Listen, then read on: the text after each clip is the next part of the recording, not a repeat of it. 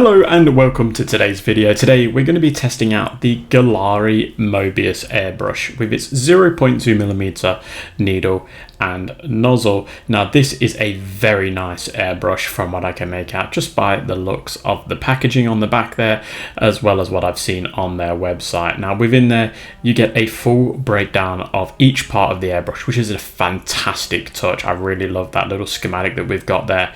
That'll come in handy for disassembly and also on how to use the airbrush.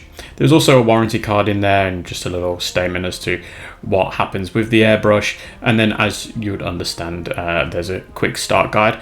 I really found that 0.5 where the actual perfect spraying effect, what we just seen then, actually is a really great asset to those that are beginning. So do take that into consideration when you're buying this. Do understand those main points on the quick start guide and specifically the airbrush correct use.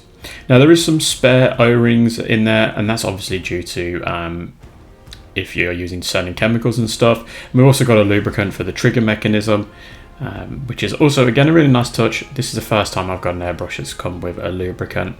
And then in the typical fashion, we've got the loose paint holder. It's relatively small in size, which is probably not a bad thing for us wargamers, and it's got a nice little lid on it as well. And obviously you can tell it's a really good material. It's very nice and clean, and there's a little bit of dust that you can just easily blow out, but this is straight from the packaging. And then we've got the airbrush itself. So this is the Gaahleri Mobius 0.2, and it's a premium airbrush, and you can tell straight away by its design that it's premium. I've never had an airbrush that's actually got a air control knob on the bottom, so that's going to be interesting to use. I've never used that, but we will use that later on. The actual feel and the trigger mechanism feels really nice. There is also a few other parts that I'm not too familiar with. So the adjustment knob on the back, which we'll take a look at in a minute, just taking a look at the actual needle at the moment there and the nozzle, just playing around with the trigger mechanism again, really nice. But you can see that it doesn't go all the way back, and that's because of that adjustment knob on the back. So I'm just trying to figure that out for myself here. I'm like I said, I've not had to play with that, and I've got 3 airbrushes. This is the first time I'm ever actually going to use that. But there it is. There's that control knob, and that's going to control how far the trigger goes back, which is obviously going to be great if you want really precise, fine work. So it's time that we put this airbrush into action. So I'm going to be connecting it to my airbrush. There is a quick disconnect, reconnect adapter on this airbrush. I don't use that. I don't know why. I've just never been a fan of them. So I'm just going to do it the old fashioned way and just connect it up. Now I'm just testing out the actual adjustment for the air. So this is the air control knob. And if you go all the way in, then you're going to stop the air from coming out all the way out. You're going to go full air out. Now I'm going to be using a 20mm 3D printed Stug as my test model, but for those of you that are fans of Flames of War, I'm also going to be going ahead and using my 50mm Recovery Panther, obviously missing its turret, and yeah, we're going to be putting those through the test. So I'm going to be using Tamiya paints to test this airbrush. I use Tamiya paints all the time for airbrushing. I think they're the most user-friendly for airbrushing, and they don't clog as easily from what I've found out, or from the method that I obviously use. So I'm going probably about 2 parts paint to 1 part thinners to start off with. Now this does change later on in the video, and we'll look at that and talk about that when that happens. But for now we've gone a 2-to-1 ratio, and I'm mixing it up really nicely. Now I have forgot that it's a 0.2mm needle and nozzle, so I would recommend going at a 1-to-1 ratio, but I completely forgot that at this stage, so I'm using a 2-to-1 ratio, and we're going to see in a minute the sort of effect that you get from not having the correct thinners. So at the moment I'm just trying to understand the air control knob, so I'm just spraying it, but you can see there's a bit of a splatter pattern that's happening. There's a lot of excess or overspray that's coming out. There's not super fine lines, and that's got nothing to do with the airbrush or even that air control knob. What I've done here is I've forgot that it's a 0.2 needle and nozzle, so I should have added more thinners in. So the paint is still just slightly too thick, and I was also messing around with the air control knob. So we're going to get that right. I've put some of that thinners in, and now I'm just going to start spraying. And you can see that it's obviously going to get nice coverage. At this point, I don't really care if there's much of a splatter because this is just an initial base coat.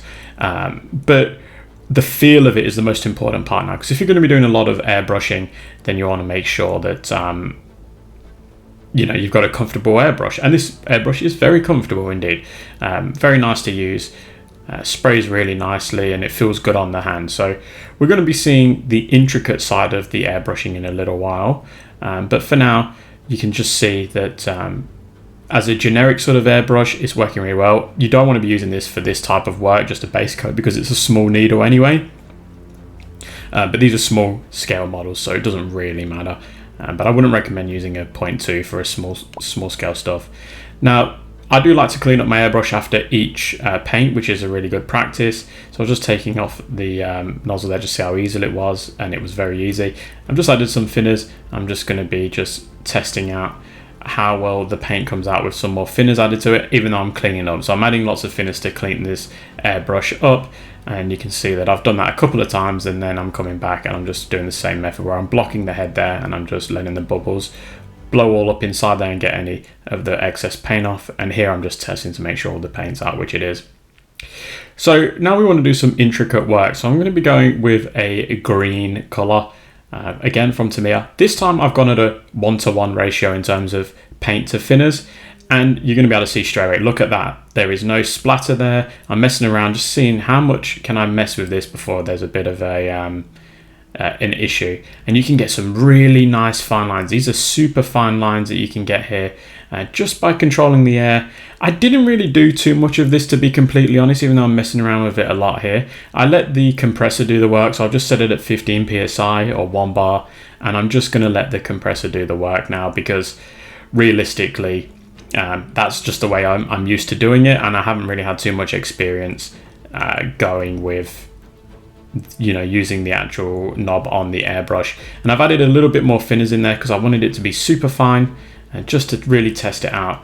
And yeah, I'm very, very happy with this. This is a really good premium airbrush, as it says on the actual airbrush itself, and you can tell straight away that this is coming out nicely. If that was splattering, you wouldn't be getting a really nice green effect. Now it is very, very light, that is true, so you wouldn't see the splatter as much, but you will see the final model later on, and you can tell for yourself if you agree with my comments or not. And then I'm using a brown, so following the same method again. Look how fine that brown is. So I pulled away the airbrush there just to see how far back can I spray before we get thicker lines and it starts blowing out. But yeah, you can get some really, really fine lines. And hence why I'm doing some just random squiggly lines all over the stug. You know, typical sort of three-tone German camouflage using this airbrush.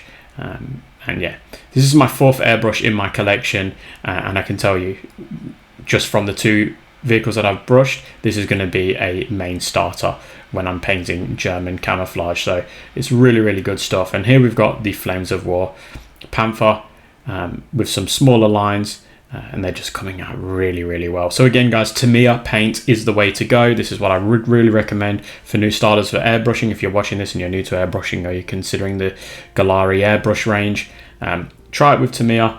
Go at a 1-to-1 ratio in terms of paint and thinners if you're using this 0.2, so the Mobius airbrush. And there we go, some really nice fine lines there, some squiggly lines with very little splatter on the outside of those lines, and it's just coming out really, really nicely. I'm a big fan of this. I didn't mess around with the adjustment knob on the back to control how far the trigger and that could come back, just because I'm very basic. I like it the old-fashioned way, but the fact that they've got that on there is just really, really good. Now, the actual disassembly is very easy. There's honestly not too much to it, but there never is with airbrushes, but this one just disassembles really nicely. Not a good method to put the needle in that way, but I couldn't really figure out of a quicker way of doing it. You just want to protect that needle at all costs. I use my kitchen towel to clean up the airbrush, make sure pretty much 90% of the paint's out of there. Then I use adding the thinners, the Tamiya thinners in, give it a few of the blocking the nozzle, spraying, let it bubble up, clean out the gun, That way, spray out the excess, do that a couple of times, and then I add in some really good cleaner from Mr. Hobby, and just to give it a little soak for a minute or two, but I don't disassemble it and soak each individual part. So overall, this airbrush on the day was fantastic. I've used it since. I'm very, very happy with it. I would recommend this absolutely to anyone if they're getting into airbrushing. If they want a premium airbrush, definitely worth investing in something like this. The Gaahleri range is also really good. They've got different sizes and such that you can use for obviously bigger scale stuff, but I wanted to really put the small stuff to the test. So the Mobius airbrush from Gaahleri is a big thumbs up from me. Very happy and excited they decided to work with me on this one. So with the airbrush endorsed, let's have a good look at the stug. The stug is looking very nice. And this is before a gloss varnish, which will brighten it up a little bit, but I'm chuffed to bits with it. It's come out in a really nice pattern. There's bugger all splatter there. It's just come out really, really nicely. And then we've got the panther here, just looking the absolute business. Honestly, very, very chuffed to bits with this. Couldn't really endorse it any higher, to be honest. Now, if I've convinced you that the Gaahleri Airbrush Mobius 0.2 Premium Brush is for you, then you can find it at the Gaahleri website. Now, on the Gaahleri website, there is loads of different airbrushes to choose from, as well as parts, so feel free to grab what you want. Obviously, it's up to you what you want to get, but there's a lot on there to choose from. If you want precision work, then the 0.2 is what I'd recommend, but you can go for a bit more of like your bigger scale stuff, or just putting down base coat, so you can go the bigger brushes. And Gaahleri are being very nice to the channel and giving all of the viewers and supporters of the channel 10% off. So I'll leave a link to the website with that discount code already applied, as well as a discount code in the video description and comment section. So if you want to grab one of these whilst you can, there's 10% off using my code, and it really would show Gaahleri that you've enjoyed the video and you've picked up an airbrush, which I really would recommend grabbing if you've got the money to do so. So a massive thank you goes out to Gaahleri for sending me this sample. This won't be the last time you see this airbrush on the channel. The next time you'll see this, it will be the 20mm stock in a full tutorial. I didn't do it for the panther that you see on screen now, purely because I just wanted to get something painted in time for the release of this video. Now, I haven't fully painted this one, I will admit. I didn't put pigments and such on because I just didn't want to hide all of that beautiful airbrush work. So do let me know in the comment section if Gaahleri airbrushes have been on your radar and if you've been looking at investing in some, and if you do so, please do let me know what you grab. Alright guys, I'm going to leave it here. Thanks again to Gaahleri for sending me this out, and I look forward to hearing from you in the comments section. Until then, I will catch you at the next one.